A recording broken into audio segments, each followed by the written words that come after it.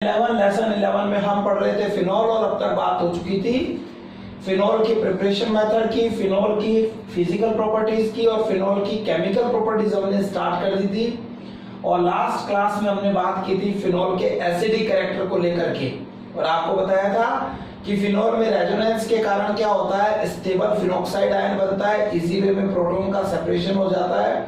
इसलिए अल्कोहल के कंपेयर में फिनॉल स्ट्रॉन्गर एसिड होता है और इसी वे में प्रोटॉन को डोनेट करता है। इसलिए लिटमस पेपर को क्या कर देता है, ये लिटमस पेपर को ब्लू से रेड कर देता है। तो आज आगे बढ़ते हैं कि ऐसी कौन सी रासायनिक अभिक्रियाएं हैं जहां फिनॉल अम्ल की तरह व्यवहार करता है, ऐसी कौन सी केमिकल रिएक्शन है जहां पर फिनॉल एसिडिक कैरेक्टर को शो करता है। देखिए बेटा, फिनॉल जो है इसमें एसिडिक कैरेक्टर शो करने का मतलब हमारे बीच में बात हुई थी कि जो बॉन्ड टूटेगा वो कौन सा टूटेगा, OH बॉन्ड का क्लीवेज होगा, OH बंध का विदलन होगा और कम विद्युत ऋणता वाला लेस इलेक्ट्रोनेगेटिविटी वाला हमारा जो H है वो H+ के रूप में अलग हो जाएगा। आइए बात करें कौन सी रिएक्शन है। वेरी फर्स्ट वही अल्कोहल की, जैसे कौन सी आपने पहले पढ़ी थी, अल्कोहल की रिएक्शन विद मेटल्स। तो आइए बात करते हैं फिनॉल की भी रिएक्शन विद मेटल्स, धातुओं के साथ अभिक्रिया, धातुओं के साथ अभिक्रिया। तो जब आप फिनॉल की रिएक्शन, फिनॉल ये रहा बहुत सिंपल सा, सोडियम या पोटेशियम जैसे स्ट्रॉन्ग मेटल से करवाते हैं, ये फिनॉल है, करवाते हैं, वही बात कौन से बॉन्ड का क्लीवेज होता है, OH बॉन्ड का, और क्या निकल जाती है H कौन सी गैस बनाएगी सबको पता है, हाइड्रोजन गैस। H निकलेगा प्लस के रूप में, पीछे बचेगा क्या, ये फेनिल, फेनिल पर ऑक्सीजन है फिनॉक्सी और फिनॉक्सी पर नेगेटिव चार्ज छोड़ गया क्योंकि H+ के रूप में गया, ये फिनॉक्साइड, इससे कौन जुड़ गया बेटा, ये सोडियम आकर के जुड़ गया, क्या बन गया, सिंपल है, अल्कोहल सोडियम से रिएक्ट करके सोडियम एल्कोक्साइड बनाते थे और फिनॉल सोडियम से रिएक्ट करके क्या बना देता है, सोडियम फिनॉक्साइड बना देता है।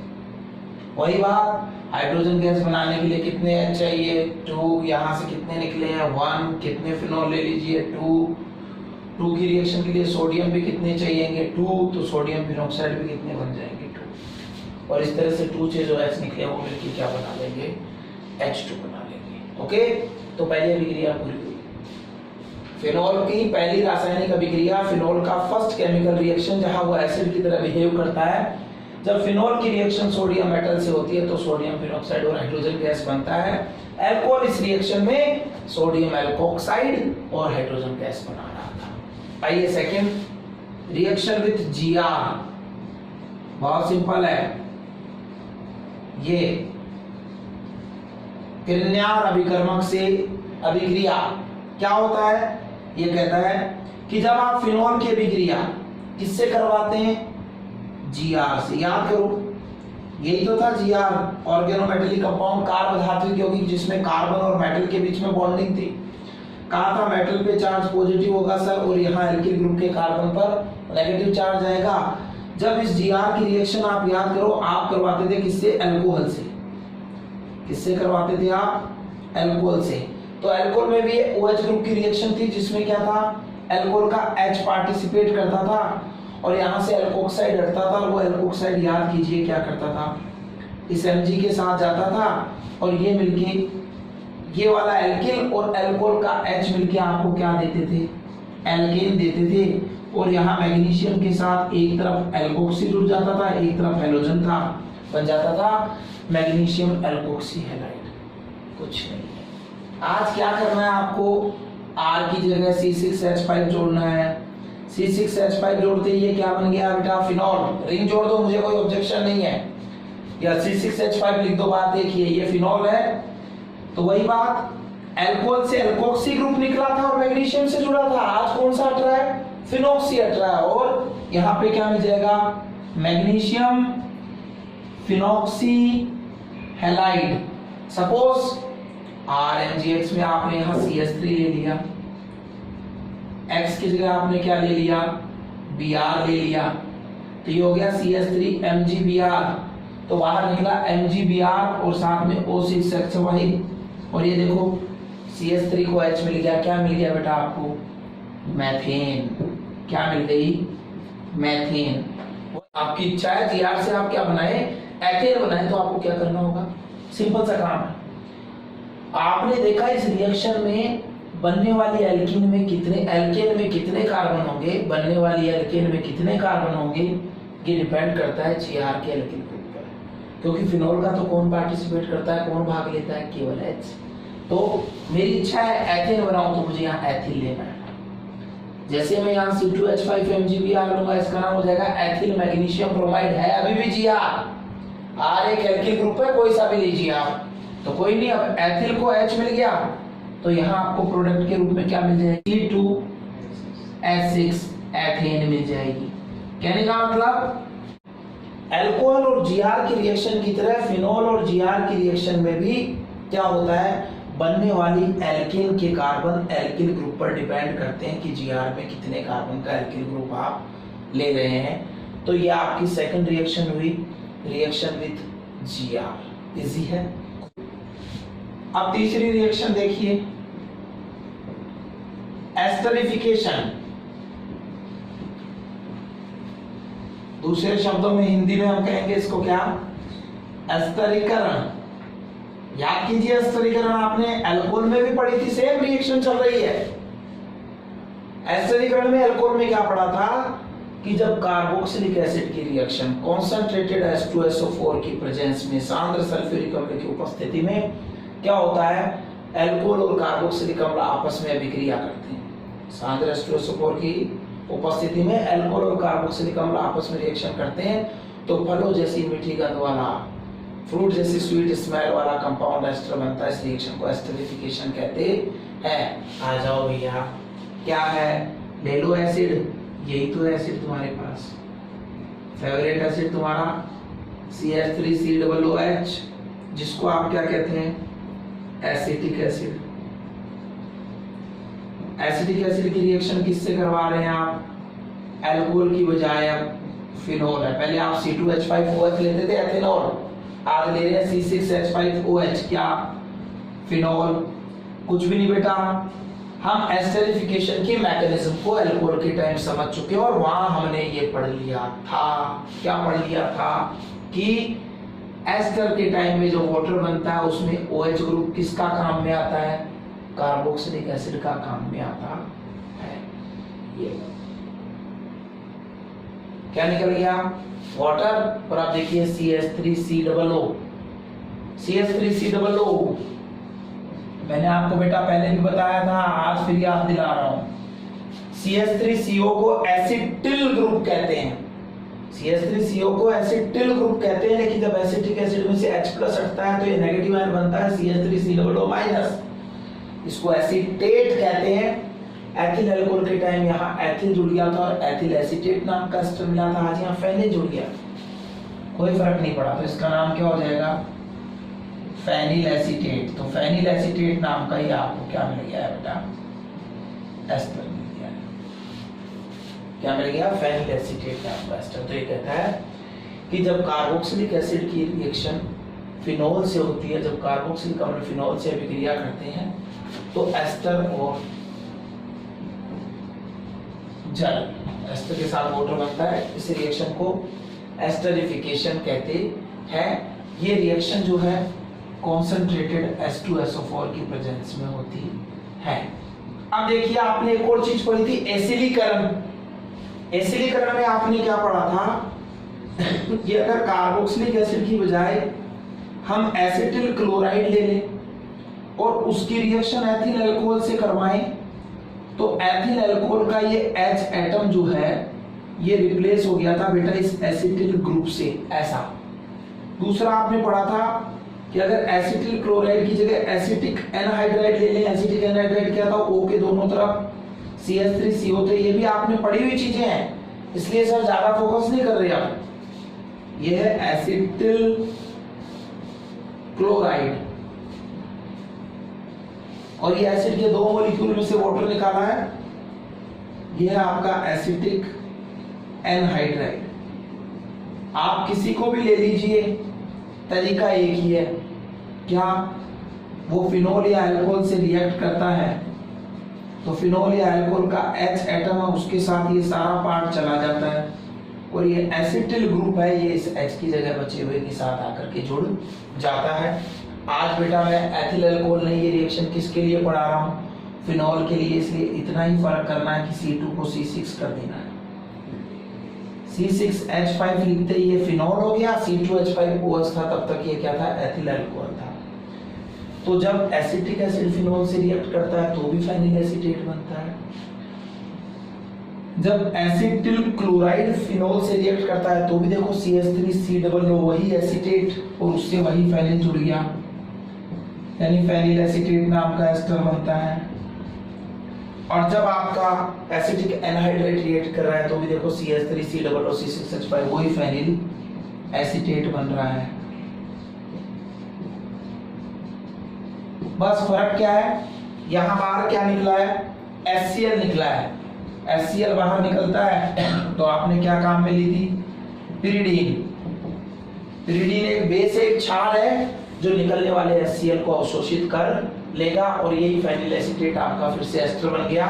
आपने अगर यहाँ पर फिनोल की रिएक्शन करवाई इससे एसिटिक एनहाइड्रेट से तो बाहर निकला CH3COOH एसिटिक एसिड, ये बाहर निकला और यहाँ क्या बच गया, फेनिल एसीटेट बन गया, फिर से एरोमेटिक एस्टर बन गया। तो क्या देख रहे हैं, जब फिनोल की reaction carboxylic acid, acid halide या एसिड एनहाइड्राइड से होती है तो क्या होता है, फेनिल एसीटेट नाम का एरोमेटिक एस्टर बनता है। इस रिएक्शन को एस्टरिफिकेशन कहते हैं। ये हुआ आपका एस्टरिफिकेशन मैकेनिज्म, यहाँ जरूरत नहीं है, हम वहां पर। अब हम पढ़ते हैं फिनोल के एसिडिक कैरेक्टर की हमारी फोर्थ रिएक्शन, जहां पर फिनोल फिर एसिड या अम्ल की तरह बिहेव करता है और वो है ईथर का संश्लेषण, सिंथेसिस ऑफ ईथर। तो आपने विलियमसन सिंथेसिस पढ़ा था। आपने क्या पढ़ा था, आपने पढ़ा था सर जब हम सोडियम एल्कोक्साइड की रिएक्शन एल्किल हैलाइड से करवाते हैं तो फर्स्ट ग्रुप और 17th ग्रुप साथ दिखते हैं, साथ चले जाते हैं और हमें मिलता है ROR। इस ROR को ही हम क्या कहते हैं, ईथर कहते हैं और सोडियम हैलाइड यहाँ निकल जाता है। बेटा आज एल्कोक्साइड की जगह फिनॉक्साइड लेना है। फिनॉक्साइड क्या है सभी को पता है, C6H5ONA, इसी को क्या कहते हैं, सोडियम फिनॉक्साइड। तो जब बेटा आप सोडियम फिनॉक्साइड की रिएक्शन किससे करवाते हैं, एल्किल हैलाइड से करवाते हैं। देखिए तो वही बात, फर्स्ट ग्रुप 17 ग्रुप साथ दिखे हैं, साथ जाएंगे, क्या निकल जाएगा, NaX। और देखिए O के एक तरफ एल्किल ग्रुप है और O के एक तरफ फेनिल ग्रुप है, आपको एल्किल फेनिल ईथर मिल जाएंगे। सपोज अब आप R की जगह अलग अलग एल्किल ग्रुप लेते हैं, जैसे देखिए ये तो आपका बेंजीन था, इसकी एक वैलेंसी फ्री करते यानी C6H6 में से एक निकालते, ये फेनिल आ गया है, ये फेनिल पर O, ये फिनॉक्साइड हो गया है आपका, ये इस पे सोडियम जोड़ दिया, ऐसा भी लिख सकते हो आप सोडियम फिनॉक्साइड। इसकी रिएक्शन आपने सपोज करवा दी क्लोरोमेथेन से, किससे करवा दी बेटा, क्लोरोमेथेन। तो देखिए क्या होता है, यहाँ से सोडियम और क्लोरीन एक दूसरे के साथ जाके क्या बना लेते हैं, सोडियम क्लोराइड बना लेते हैं और यहाँ पर बेंजीन रिंग है, ये तो बेंजीन रिंग है, इसके ऊपर यहाँ बेटा कौन है, O है, O पे कौन आ गया, CH3, जानते हैं आप इसको, ये है मैथॉक्सी, मैथिल में ऑक्सीजन जुड़ गया, मैथॉक्सी जुड़े हुए किस पर है, बेंजीन रिंग पर, नाम हो गया इस ईथर का मैथॉक्सी बेंजीन। इस मैथॉक्सी बेंजीन को एक और नाम से जाना जाता है, ये नाम भी आप इसका याद रखें, इसको कहते हैं एनिसोल। मैथॉक्सी बेंजीन का एक और नाम क्या है, एनिसोल है, इसको एनिसोल भी कहते हैं और यही मैथॉक्सी बेंजीन भी है। अगर आपने इस रिएक्शन में क्या किया, अगर आपने इस रिएक्शन में एथिल ब्रोमाइड ले लिया और उसकी रिएक्शन सोडियम फिनॉक्साइड से करवाई, ये लीजिए आ गया सोडियम फिनॉक्साइड, किससे रिएक्शन करवा रहे हैं, एथिल ब्रोमाइड या ब्रोमोएथेन से, ये लीजिए 2 कार्बन का एल्किल ग्रुप ले लिया, वही फर्स्ट ग्रुप 17th ग्रुप साथ लिखे हैं, साथ जाएंगे, क्या निकल गया, NaBr। और O को एथिल मिल गया, ये हो गया एथॉक्सी बेंजीन पे जुड़ गया, एथॉक्सी बेंजीन बन गया बेटा। तो अगर रिएक्शन मैथिल क्लोराइड से होती है तो हमें क्या मिलता है, मैथोक्सी बेंजीन मिलता है जिसको एनिसोल कहते हैं। अगर रिएक्शन एथिल ब्रोमाइड या ब्रोमोएथेन से होती है तो हमें एथोक्सी बेंजीन मिलता है जिसको फेनिटोल, क्या नाम देते बेटा, फेनिटोल, तो इसको फेनिटोल कहते हैं। तो यहाँ फेनिटोल बनता है, तो ये एनिसोल हुआ, ये क्या हुआ आपका फेनिटोल हुआ। ठीक है, ये ईथर के सिंथेसिस की वही विलियमसन सिंथेसिस मेथड है जिसमें आपने क्या किया, एल्कोहल की बजाय या फिनोल का सोडियम सॉल्ट लिया और उसकी एल्किल हैलाइड से रिएक्ट करवाई तो आपको एरोमेटिक ईथर मिल गए। अब नेक्स्ट रिएक्शन की बात करें, फिफ्थ रिएक्शन आप पढ़ चुके हैं, रिएक्शन विद मेटल, सोडियम से अभिक्रिया, फिनोल और सोडियम की रिएक्शन से सोडियम फिनोक्साइड बना। फिर रिएक्शन विद जीआर, विज्ञान अभिकर्मक से क्रिया, क्या किया था, फिनोल की जीआर से अभिक्रिया करवाते तो एल्केन बनती है। बनने वाले एल्केन में कार्बन की संख्या जीआर में प्रेजेंट एल्किल ग्रुप पे निर्भर करती है क्योंकि फिनोल का केवल H पार्टिसिपेट करता है। तीसरी बनी एस्टरिफिकेशन या एस्टरीकरण, क्या बताया कि जब फिनोल कार्बोक्सिलिक एसिड से, एसिड हैलाइड से या एसिड एनहाइड्राइड से अभिक्रिया करता है तो फेनिल एसीटेट नाम का एरोमेटिक एस्टर बनता है। इस अभिक्रिया को एस्टरिफिकेशन या एस्टरीकरण कहते हैं। चौथी आपने पढ़ी सिंथेसिस ऑफ ईथर, विलियमसन संश्लेषण, विलियमसन सिंथेसिस। तो इसमें क्या पढ़ा, ईथर के निर्माण में जब सोडियम फिनोक्साइड एथिल हैलाइड या मैथिल क्लोराइड या एथिल ब्रोमाइड से रिएक्शन करता है तो क्रमशः एनिसोल और फेनिटोल बनते हैं। अब बेंजोइलेशन, इसका दूसरा नाम है बेटा शॉर्टन-बोमान रिएक्शन। क्या नाम है, शॉर्टन-बोमान रिएक्शन। शॉर्टन-बोमान अभिक्रिया, इसको दूसरे वर्ड में हम कहते हैं बेंजोइलेशन। क्या नाम दे देते हैं, बेंजोइलेशन यानी बेंजोइलीकरण। आ जाओ बेटा, नई चीज नहीं है। देखिए ये था बेंजीन, बेंजीन पर जब कार्बोक्सिल ग्रुप जुड़ गया था तो आपने इसको कहा था बेंजोइक एसिड, और जब बेंजोइक एसिड का OH ग्रुप हटाते हैं तो इस बचे हुए ग्रुप को कहते हैं बेंजोइल ग्रुप। क्या नाम देते हैं इसको, बेंजोइल। और उस बेंजोइल से जब किसको जोड़ देते हैं, Cl को, तो इसका नाम हो जाता है बेंजोइल क्लोराइड। जब बेंजोइल क्लोराइड रिएक्ट करता है, किससे रिएक्ट करता है साहब, क्या है आपके पास, वही फिनोल, फिनोल से रिएक्ट करता है। तो फिर से फिनोल का H एटम बेंजोइल ग्रुप से रिप्लेस हो जाता है, इसलिए इस रिएक्शन का नाम बेंजोइलीकरण है, बेंजोइलेशन है। इसके बारे में शॉर्टन-बोमान ने बताया, इसलिए इसका नाम शॉर्टन-बोमान अभिक्रिया भी है। तो सिंपल सी है कि जब फिनोल की रिएक्शन बेंजोइल क्लोराइड से होती है तो फिनोल का H एटम बेंजोइल ग्रुप से रिप्लेस हो जाता है और एरोमेटिक एस्टर फेनिल बेंजोएट बनता है। इस अभिक्रिया को शॉर्टन-बोमान अभिक्रिया या बेंजोइलीकरण के नाम से जानते हैं। बहुत सिंपल रिएक्शन है बेटा, सिर्फ आपको बेंजोइल क्लोराइड का फॉर्मूला तो याद करना है, वो भी कुछ नहीं है। बेंजोइक एसिड था, उस बेंजोइक एसिड का OH हटा करके Cl जोड़ दो, यही तो बेंजोइल क्लोराइड है। लो, अब हमने Cl को भी किसके साथ विदा कर दिया, H के साथ, HCl बना लेगा और यहाँ कौन आके जुड़ गया, O6H5। देखो वापस से बेटा, यहाँ पर ये था बेंजोइक एसिड। जब आप फॉर्मिक एसिड से H+ हटाते थे तो फॉर्मेट बनता था, एसिटिक एसिड से H+ हटाते थे एसीटेट बनता था। आज बेंजोइक एसिड से हटा रहे थे बेंजोएट, ये क्या हो गया, बेंजोएट। देखिए यहाँ भी ये बेंजोएट है इतना, इस बेंजोएट से C6H5 जुड़ा है जिसको क्या कहते हैं, फेनिल। तो इस एस्टर का नाम क्या हो गया, फेनिल बेंजोएट। इस एस्टर को क्या कहते हैं, फेनिल बेंजोएट। तो बहुत सिंपल सी अभिक्रिया है, जब फिनोल की अभिक्रिया बेंजोइल क्लोराइड से पिरिडीन की उपस्थिति में होती है तो फिनोल का H परमाणु बेंजोइल समूह से प्रतिस्थापित होता है और फेनिल बेंजोएट नामक एरोमेटिक एस्टर बनता है। इस अभिक्रिया को बेंजोइलीकरण या शोटन-बोहमान अभिक्रिया कहते हैं। When benzoyl chloride reacts with phenol in the presence of pyridine, H atom of phenol is replaced by benzoyl group. This reaction is known as benzoylation and it is also known as Schotten-Baumann reaction, in which an aromatic ester named as phenyl benzoate is formed. ये phenyl benzoate यहाँ क्या हो जाता है बेटा, बन जाता है। ये बहुत सिंपल सी अभिक्रिया है। तो इस तरह से 5 अभिक्रिया आपकी एसिडिक कैरेक्टर ऑफ फिनोल में आती थी जिनके बारे में हमने बात की। हाँ बेटा एक और चीज बताऊं, शोटन-बोहमान फिनोल देता है ना, तो शोटन-बोहमान आपका अल्कोहल भी देता है।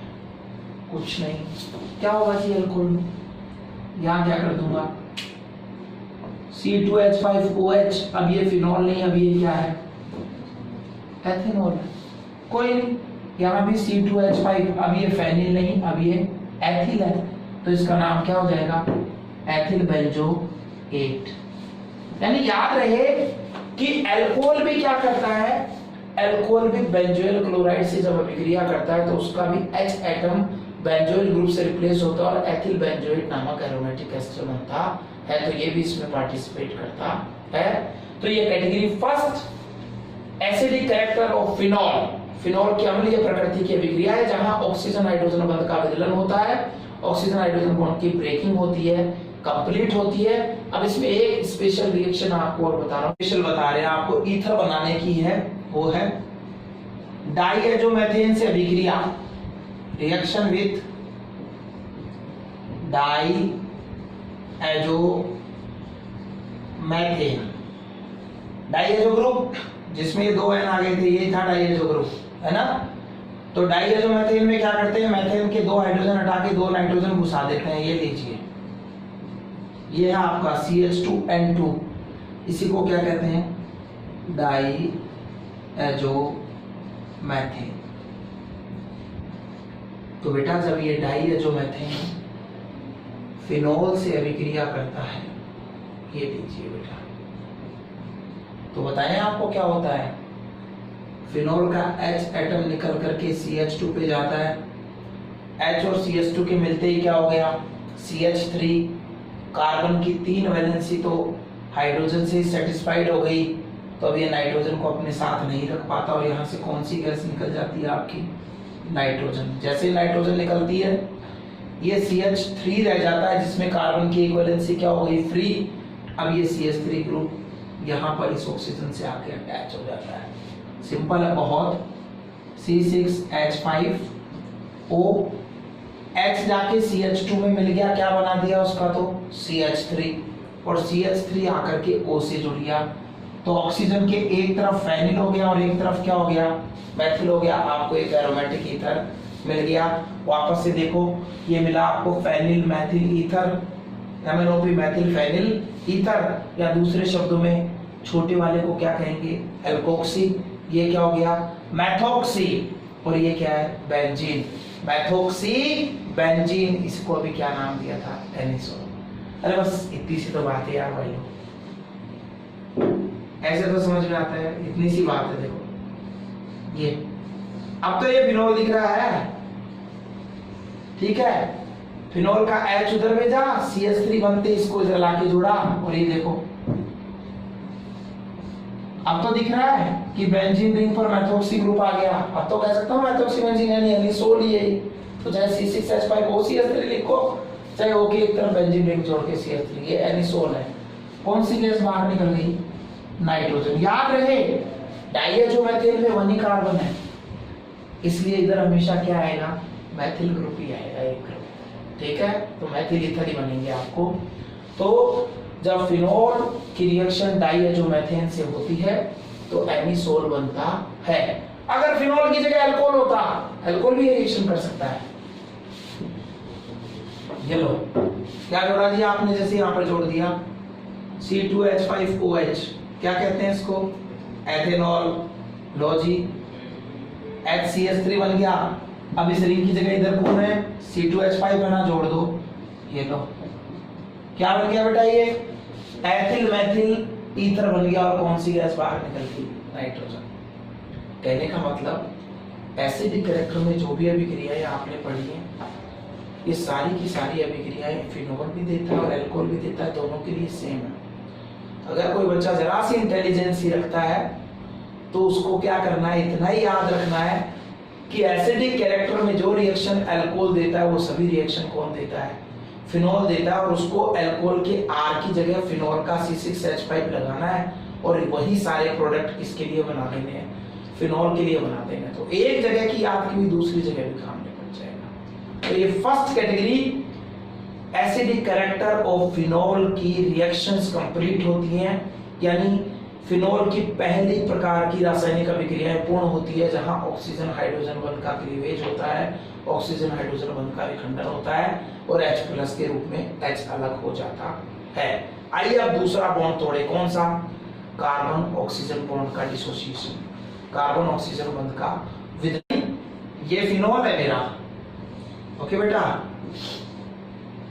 ये OH। अब कार्बन तो यही है ना, तो कार्बन ऑक्सीजन बॉन्ड को तोड़ेंगे यानी OH को हटाएंगे और उसकी जगह किसी को लाएंगे, वो अभिक्रियाएं पढ़ेंगे। तो अब कार्बन ऑक्सीजन बॉन्ड को टूटना है, चलिए आइए। तो इस कैटेगरी में, कैटेगरी बी है आपकी केमिकल प्रॉपर्टीज में cleavage of carbon oxygen bond, और इस कैटेगरी की फर्स्ट रिएक्शन आपकी वो क्या है, वो है अपचयन, रिडक्शन।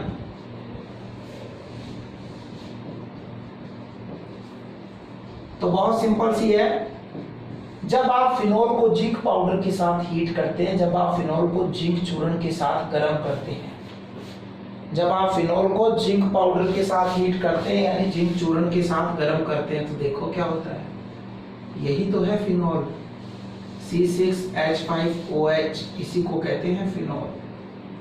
क्या कर रहे हैं इस फिनोल को, जिंक के साथ हीट, क्या हो रहा है, जिंक यहाँ पर रिड्यूसिंग एजेंट की तरह, अपचायक की तरह काम करेगा। अपचायक दूसरे का क्या कर देते हैं, अपचयन कर देते हैं और खुद का ऑक्सीकरण कर लेते हैं, खुद का ऑक्सीडेशन हो जाता है। तो जिंक यहां से इस ऑक्सीजन को लेके भाग जाएगा, भाग गया, क्या बना लिया दोनों ने मिलके, जिंक ऑक्साइड, H इसमें आके मिल गया। देखो C6H5 था, एक H और आ गया, क्या हो गया, C6H6, इसी को क्या कहते हैं, बेंजीन। बाहर क्या निकला, जिंक ऑक्साइड। रिएक्शन इतनी इजी है कि बच्चे इसको देख के ही नहीं जाते, रिएक्शन इतनी इजी है कि बच्चे देख के जाते, यार ये क्या पूछेगा, और एग्जाम में पूछा जाता है, how will you get benzene from phenol. आप फिनोल से बेंजीन कैसे प्राप्त करेंगे, तो जब फिनोल को जिंक पाउडर के साथ हीट किया जाता है तो बेंजीन बनती है और जिंक जिंक ऑक्साइड में ऑक्सीडाइज हो जाता है, यानी रेडॉक्स रिएक्शन होती है बेटा, ठीक है, बहुत सिंपल है। नेक्स्ट, सेकंड इस कैटेगरी की दूसरी अभिक्रिया, reaction with ammonia, reaction with ammonia. Ammonia से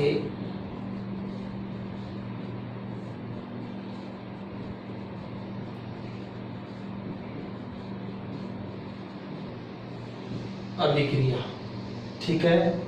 अब बेटा क्या है ये, फिनोल किससे रिएक्शन करवानी है, अमोनिया से। याद कीजिए, सब कुछ वैसा ही चल रहा है यार।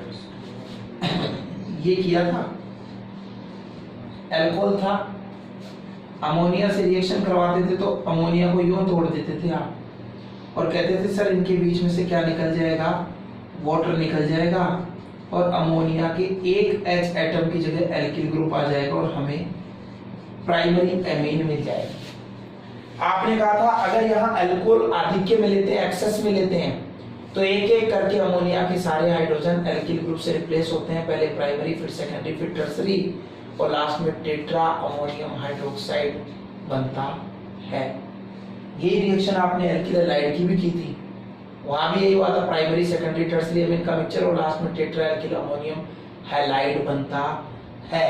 तो बेटा ये रिएक्शन पड़ी हुई है वैसे ही है। जब फिनोल की रिएक्शन अमोनिया से करवाएंगे, किससे करवाएंगे? फिनोल की रिएक्शन अमोनिया से करवाएंगे। तो बेटा यहाँ डिहाइड्रेटिंग एजेंट के रूप में ZnCl2 लेते हैं और ये रिएक्शन करीब 573 केल्विन पर करते हैं। यानी जब फिनोल को अमोनिया के साथ 573 केल्विन टेम्परेचर पर ZnCl2 जिंक क्लोराइड की उपस्थिति में हीट करते हैं, गर्म करते हैं, तो क्या होता है?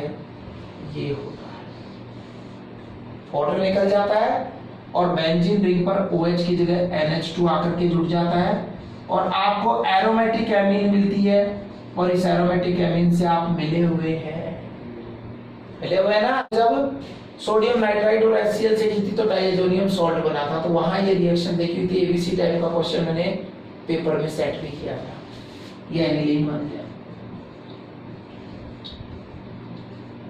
क्या निकला? वाटर को कौन एब्जॉर्ब कर लेगा, कौन अवशोषित कर लेगा जल को? जो आपने निर्जलीकारक काम में लिया है ना, डिहाइड्रेटिंग एजेंट ZnCl2, वो जल का अवशोषण।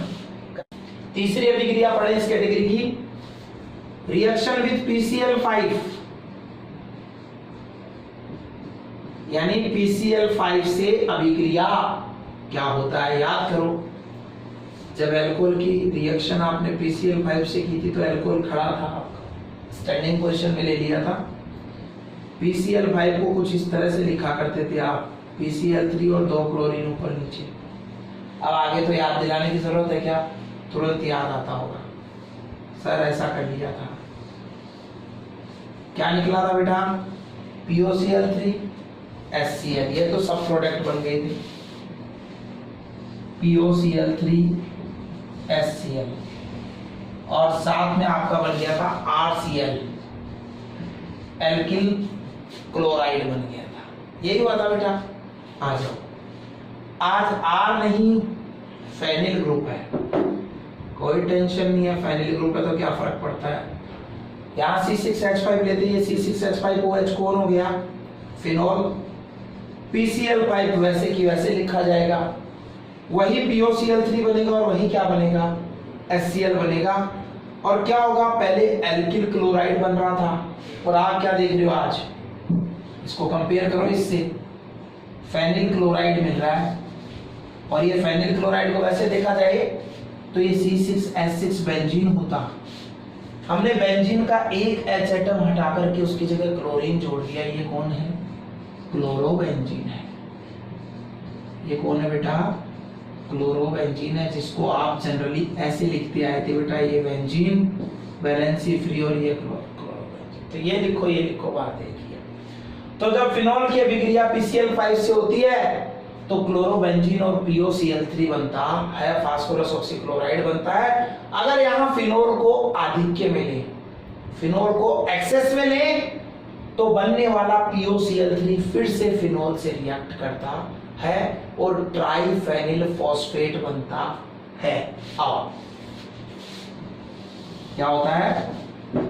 फिनोल एक्सेस में ले लिया, ज्यादा ले लिया तो क्या होगा? आ जाओ देखते हैं क्या होता है। अभी ज्यादा ले लिया तो ऐसा होता है बेटा कि यहां फिनोल के 3 मोल इस POCl3 से रिएक्ट करते हैं, सही है। और होता क्या है आपको बताएं, ये फिनोल इस POCl3 से रिएक्ट करता है और सभी के सभी इससे रिएक्ट करते हैं। और क्या होता है? ये H है ना सारे, ये तो क्या करते हैं? Cl के साथ जाके HCl बना लेते हैं। देखिए कितने H, 3Cl के साथ कितने HCl बना लेंगे? 3 HCl। अब देखो बचा क्या? P पर एक कौन है? ऑक्सीजन। और देखिए ये कौन है? Phenoxy group. कितने हैं? 3 ग्रुप है, C6H5O, C6H5O, C6H5O, ये सारे इससे अटैच हो गए। ये नीचे ऑक्सीजन की वैलेंसी कितनी होती है? 2। इन सब की तो 2 साफ नजर आ रही है, एक तरफ फेनिल एक तरफ P से पूरी हो गई। ये वाला ऑक्सीजन क्या बनाता है? Double bond. अब थोड़ा सा गौर फरमाए भाई साहब, ये क्या किया सर ने?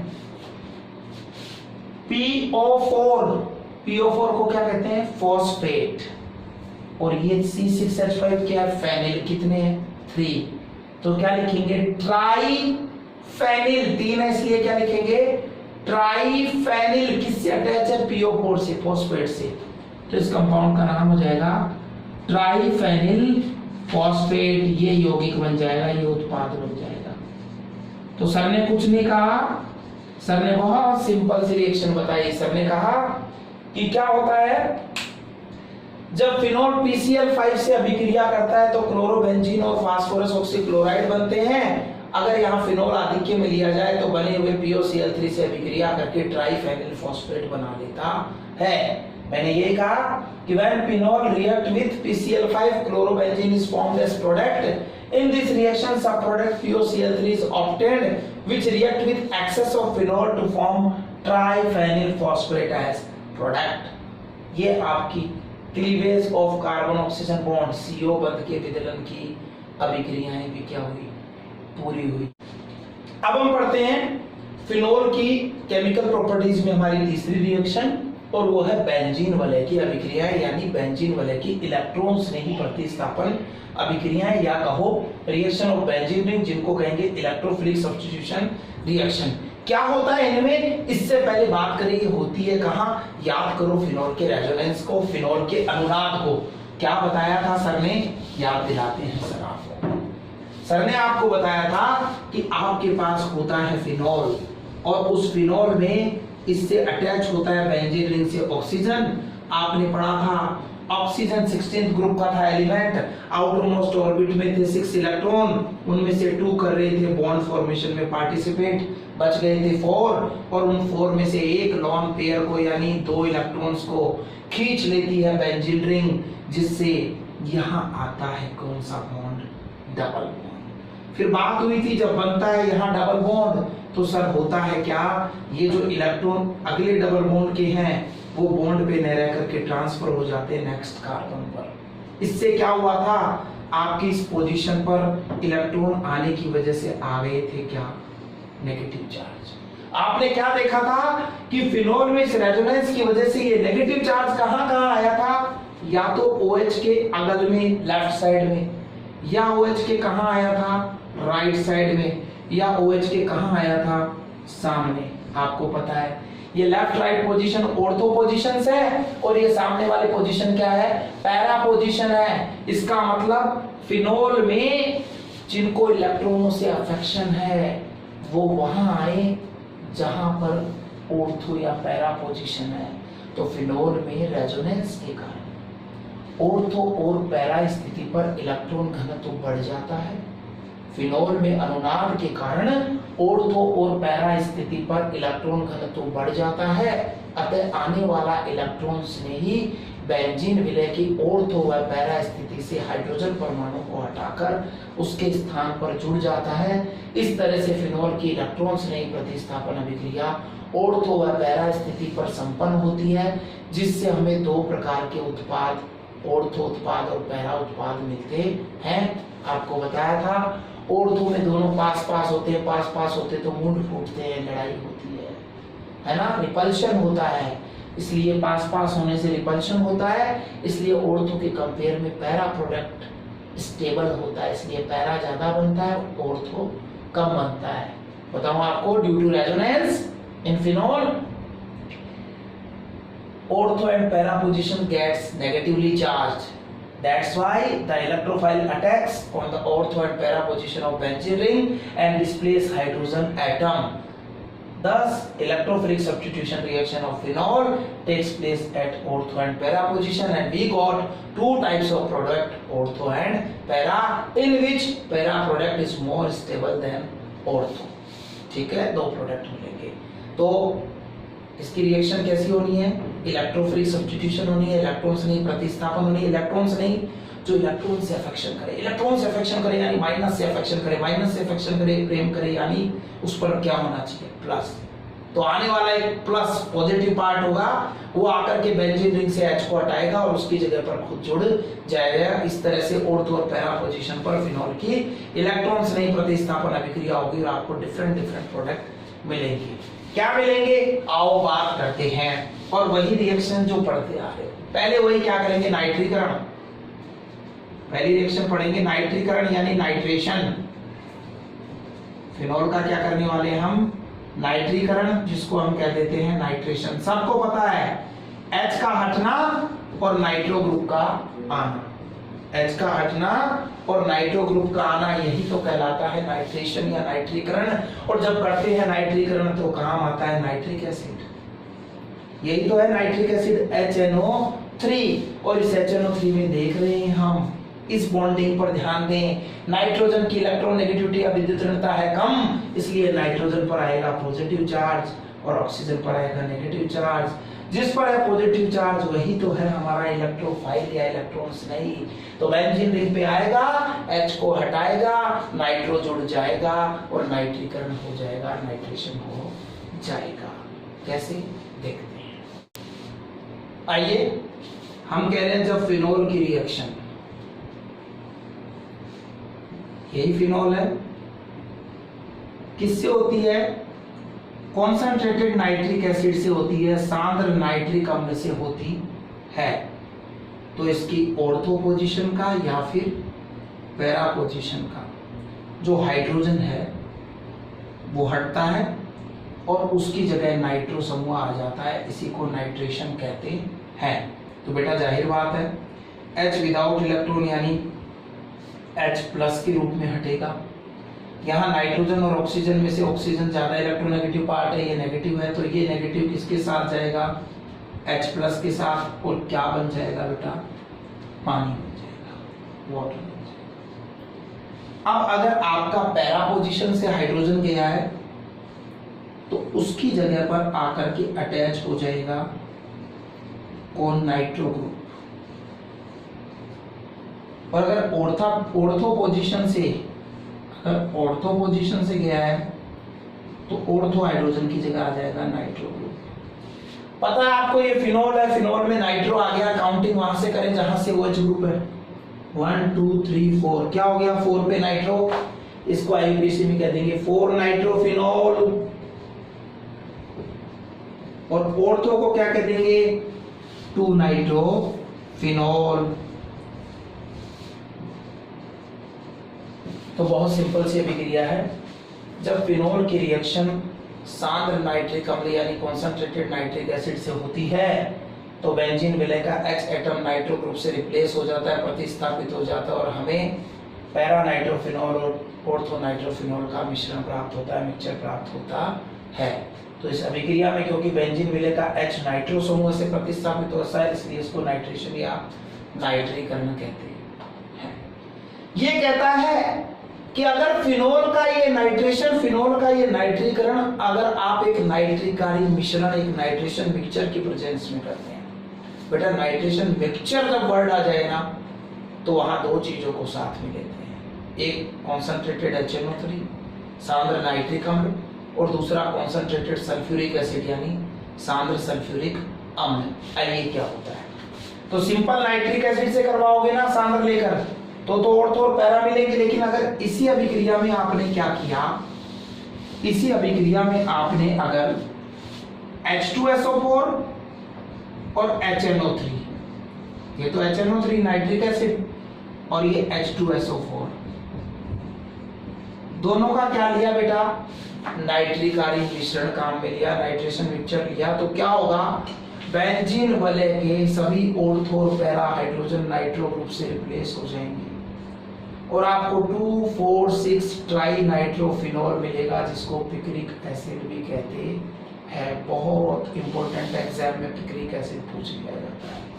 तो बहुत सिंपल रिएक्शन है, होता क्या है, जब इन दोनों का मिक्सचर लेते हैं तो पहले कॉन्सेंट्रेटेड H2SO4 कॉन्सेंट्रेटेड HNO3 से रिएक्ट करता है और होता क्या है, इससे H+ निकलता है, वो इसके OH- को ले जाकर के क्या बना लेता है बेटा, वाटर बना लेता है। ऐसे में इससे दो चीज बचती है, यहाँ पर तो NO2+ और यहाँ पर HSO4-। तो क्या क्या मिल गया दोनों की रिएक्शन से, वाटर बाहर निकल गया ना बेटा, NO2+ बना यानी क्या बना, इलेक्ट्रोफाइल। ये NO2+ मेरा क्या है, इलेक्ट्रॉन्स नहीं है, इलेक्ट्रोफाइल है जो बेंजीन रिंग पर जाकर के अटैच हो जाएगा H को हटा करके, और दूसरी चीज ये HSO4 माइनस बची है। ठीक है, होता है क्या, अब ये नाइट्रो ग्रुप जाते हैं और कहाँ अटैक करते हैं, यहाँ करते हैं। यहाँ कहाँ, फिनोल पर। मैंने कहा फिनोल पे जितने भी ऑर्थो पोजीशन दो है, एक 1,2 और एक 1,6, दोनों को ऑर्थो कहते हैं। तो यहाँ के हाइड्रोजन हटते हैं, और पैरा का पैरा सामने आने वाली एक ही पोजीशन होती है, तो 3 जगह के H हटते हैं। तो कितनी नाइट्रो ग्रुप आती है बेटा, यहाँ से 3 नाइट्रो ग्रुप आते हैं। और 3 नाइट्रो ग्रुप आकर के क्या करते हैं, बेंजीन रिंग के तीनों H को हटाकर उनकी जगह पर जुड़ जाते हैं। तो ये हमारा फिनोल, उसके 2 पर, उसके 4 पर और उसके 6 पर कौन आ गया, NO2, इसलिए इसका नाम क्या हो गया कंपाउंड का, 2,4,6 ट्राई नाइट्रोफिनोल। इस 2,4,6 ट्राई नाइट्रोफिनोल को ही क्या कहते हैं, पिक्रिक एसिड। क्या निकल गए यहां से 3 H+। ठीक है, H+ किसके पास जाएंगे, इस बचे हुए HSO4 माइनस के पास, और ये H+ और HSO4 माइनस आपस में मिलके क्या बना लेंगे बेटा, H2SO4। तो H2SO4 का काम क्या था, इस रिएक्शन में आपको इलेक्ट्रॉन्स नहीं प्रदान करना, इलेक्ट्रोफाइल प्रोवाइड करना। देखिए अब ये 3 है ना नाइट्रो ग्रुप, तो कोई दिक्कत नहीं बेटा, यहां से 3 से शुरू कर दो।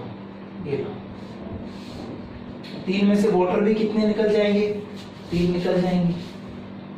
बाइसल्फेट आयन 3 बन जाएंगे, नाइट्रो ग्रुप 3 बन जाएंगे।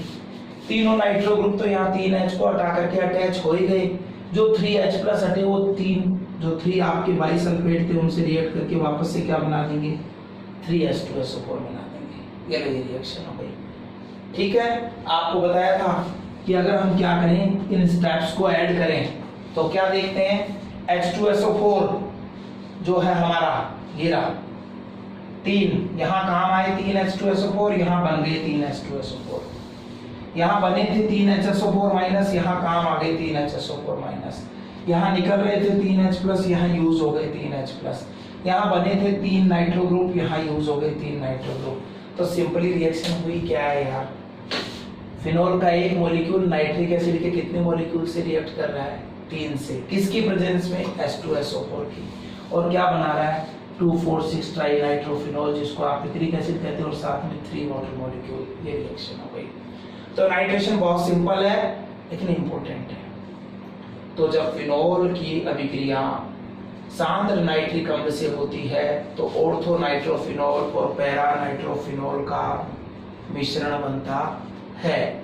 लेकिन जब यही अभिक्रिया सांद्र H2SO4 और सांद्र HNO3 के नाइट्रिक आर्य मिश्रण से होती है तो फिनोल के सभी ऑर्थो और पैरा हाइड्रोजन नाइट्रो समूह से प्रतिस्थापित हो जाते हैं और हमें 2,4,6 ट्राई नाइट्रोफिनोल मिलता है, जिसको पिक्रिक अम्ल कहते हैं।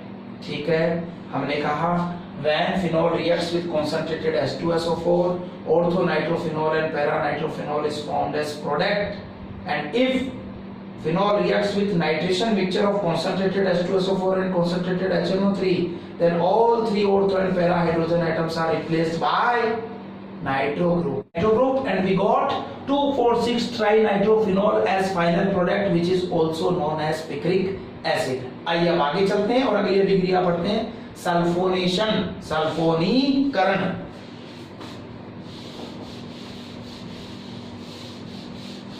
तो जब आपने नाइट्रीकरण किया तो नाइट्रीकरण के लिए आपने किसको यूज किया, नाइट्रिक एसिड को। अब आप सल्फोनेशन कर रहे हैं तो किसको यूज करो, सल्फ्यूरिक एसिड को। तो देखो बेटा, हम किसकी रिएक्शन किससे करवा रहे हैं, वही बात, हमारे पास अब कौन है वापस से, वही फिनोल है। रिएक्शन कहाँ होगी, या तो ऑर्थो पर होगी या पैरा पर। और सल्फोनीनेशन के लिए क्या करना है, कॉन्संट्रेटेड सल्फ्यूरिक एसिड से रिएक्शन करवाएंगे। देखिए इसको, H2SO4 है ना, H2SO4 कॉन्संट्रेटेड H2SO4 सांद्र सल्फ्यूरिक अम्ल। इससे रिएक्शन करवानी है, पता है आपको O और S में से O की इलेक्ट्रोनेगेटिविटी हाई है, इसकी विद्युत ऋणता ज्यादा है, इस पर माइनस इस पर प्लस। ये माइनस किसके साथ चला जाएगा, इस H प्लस के साथ चला जाएगा, दोनों मिलके क्या बना लेंगे, वाटर बना लेंगे। क्या होगा, इस H की जगह SO3H ग्रुप आएगा, SO3H ग्रुप को क्या कहते हैं, सल्फोनिक ग्रुप। तो बेंजीन रिंग पर कौन आ गया बेटा, सल्फोनिक ग्रुप आ गया, ठीक है। पहले से क्या था, OH था ही। प्रोडक्ट दो तरह के बन सकते हैं, या तो ऑर्थो या पैरा, तो ऑर्थो पर भी आ सकता है और पैरा पे भी आ सकता है, आ जाने दीजिए जहां आता है, ठीक है। अब वही बात, बेंजीन रिंग पर आपके दो सब्स्टिट्यूट है, दो प्रतिस्थापी हैं, तो बेटा नाम पेरेंटल उससे पैदा होगा जिसकी प्रायोरिटी ज्यादा है, जो प्राथमिकता में पहले आता है। तो सल्फोनिक ग्रुप प्राथमिकता सूची में, प्रायोरिटी टेबल में, IUCN में कार्बोक्सिल के जस्ट बाद आ जाता है। तो ये तो क्या बनेगा, पेरेंटल, और OH यहाँ क्या बन जाएगा, प्रतिस्थापी। तो अब काउंटिंग इधर से करेंगे, और आप ऐसा माने कि बेंजीन रिंग का H हटाकर सल्फोनिक ग्रुप जोड़ दिया तो हमें एक एसिड मिला जिसको कहते हैं benzene sulphonic acid, benzene sulphonic अम्ल। उस बेंजीन सल्फोनिक अम्ल पर सब्स्टिट्यूट के रूप में OH आ गया, उसको कहेंगे हाइड्रोक्सी। तो कहां पर है ये, 2 पर, तो नाम हो जाएगा 2 हाइड्रोक्सी बेंजीन सल्फोनिक एसिड। और इसी तरह से देखिए 4 नंबर के कार्बन पे यहां पर काउंटिंग करेंगे तो ये 4 पर है, तो इसका नाम हो जाएगा 4 हाइड्रोक्सी बेंजीन सल्फोनिक अम्ल। तो बहुत सिंपल सी रिएक्शन थी। जब हम फिनोल का सल्फोनीकरण सांद्र सल्फ्यूरिक अम्ल से करते हैं तो हमें ऑर्थो हाइड्रोक्सी बेंजीन सल्फोनिक अम्ल और पैरा हाइड्रोक्सी बेंजीन सल्फोनिक अम्ल का मिश्रण प्राप्त होता है। इस अभिक्रिया में बेंजीन वलय का H परमाणु सल्फोनिक समूह से प्रतिस्थापित हो जाता है, इसलिए इसको सल्फोनीकरण कहते हैं।